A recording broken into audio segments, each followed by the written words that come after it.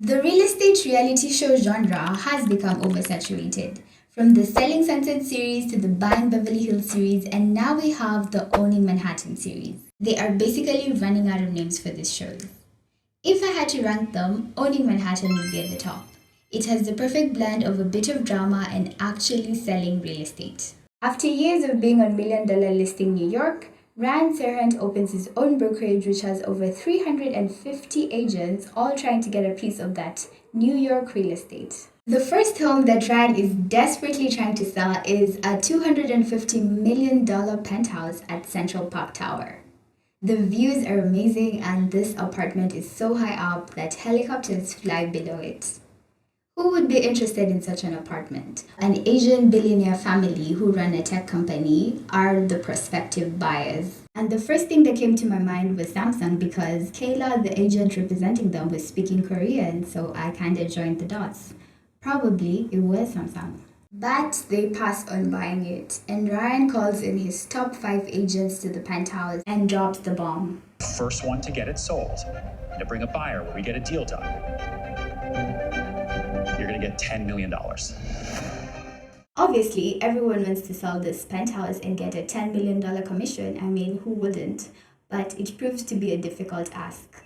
And by the end of the show, none of them bring a buyer, and Rand does not present any offers to the developer. They have since reduced the price for this penthouse to $195 million, and I think that 250 was an outrageous price point because the only wow factor for me was the views and the glass staircase. The drone shows over New York were very beautiful, and New York unexpectedly has some amazing real estate. So when Rand cannot handle his many listings, he picks one of his agents to help him.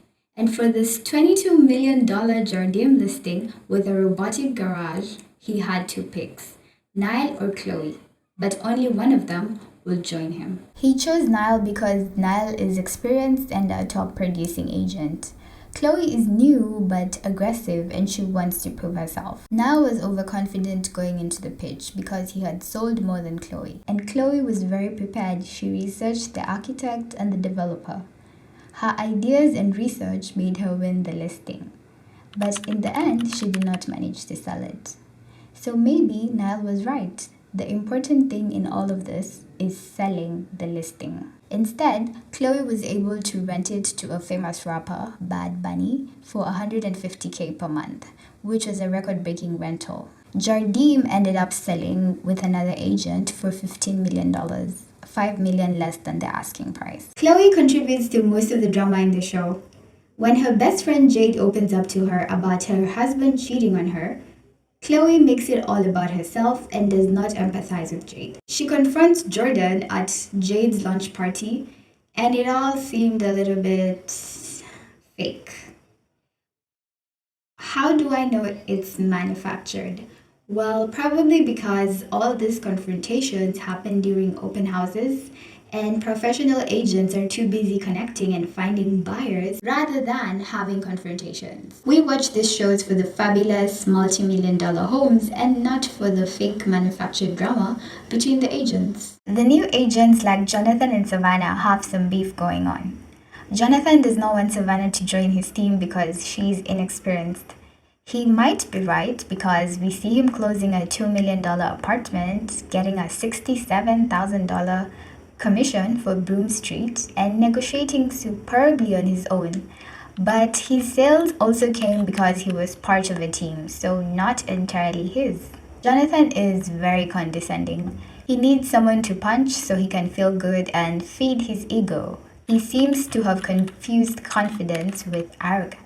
Savannah joined as part of an apprenticeship program, but she is struggling to close rentals. She complains too much for my liking and threatens Rand that she will leave. And she did end up leaving after joking about it. Jonathan and Jess make an explosive podcast bashing most of the agents. And they talk too much about people like the 2 Jordans and Niall who are busy making big sales. I'll say all of that to their faces. And this is where I felt the show was looking to add the drama, but Rand shuts it down quickly. Rand handled Jonathan professionally. He spoke and left and did not give him a chance to talk because he was already getting defensive. And to no surprise, Jonathan did not change. He goes for a buyer's tour for Kayla's $22 million listing but does not have the buyer with him. And then he makes rude comments. He did not take videos. Then he changes his client from a billionaire to a rapper. Kayla tells Ryan that they had a buyer tour and there was no buyer. Ryan is very relatable, which is rare in reality TV. He is a super agent, very professional, gets the deals done, and manages the agents well, which compared to the bosses of other shows is quite commendable. He is cutthroat when he needs to be, like with Jonathan. When Jonathan messed up the Green Street listing, he fired him. I mean, Jonathan had been given too many chances. He had one job, just one job. Show the clients the furniture, Jonathan, and shut your mouth. Don't speak. Don't make any rude comments. But he just went ahead and said they cannot afford the couch, yet they're buying the entire apartment. Why would you say that to your prospective buyer? Somebody bringing you $270,000 in commission. But I think because he was going to get a very low cut of the commission, maybe that's why he was acting like a jerk. But bye. It's fully deserved. Sacking him was fully a good decision. Ryan also rewards the top producing agents like Trisha Lee with listings and treats them to expensive dinners and buys them expensive watches. He asks them where he can improve on and what he can do better. I would love a boss like Ryan. Sirhan has some talented agents. Jess Taylor is the agent that Ryan comes to when he has super tough deals. He had a client who sent their attorney to look for a place for them with nothing more than the budget details. Jess was very patient and ended up getting them to buy a $22 million apartment, which was $10 million over their budget. Negotiations like this are very tense because so much money is on the line. Jade sells commercial real estate. She is very creative and her enthusiasm is admirable. To find ways of marketing boring real estate, she makes dance videos in her listings which work because she sold it. Trisha Lee has listed 112 apartments and sold 111. That's a cool stat. She is a perfect example of how hard work pays.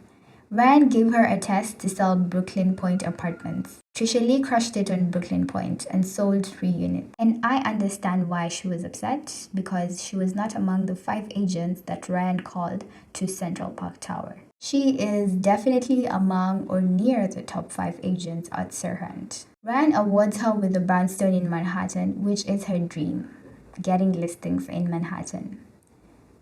Jordan is killing it at work. He has a great relationship with Ryan, but people think he has an unfair advantage because he was Ryan's assistant. Jordan's new construction on top of an old building was not my favorite. The thing with houses that are this large is they just have couches and couches and couches filling up the space. The Huron scene felt a bit scripted. How did the buyer get to present the offer right at the deadline where Ryan was supposed to get to 100 million in sales? It just seemed a bit convenient. Well, maybe it's just production and the editing, but I thought it was a bit convenient that it happened at that time.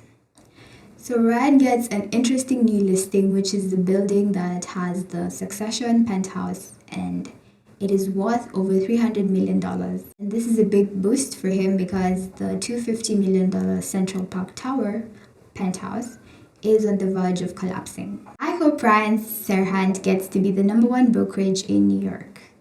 What did you think about owning Manhattan? Let me know down in the comments. Subscribe for more reviews like this and see you on the next video.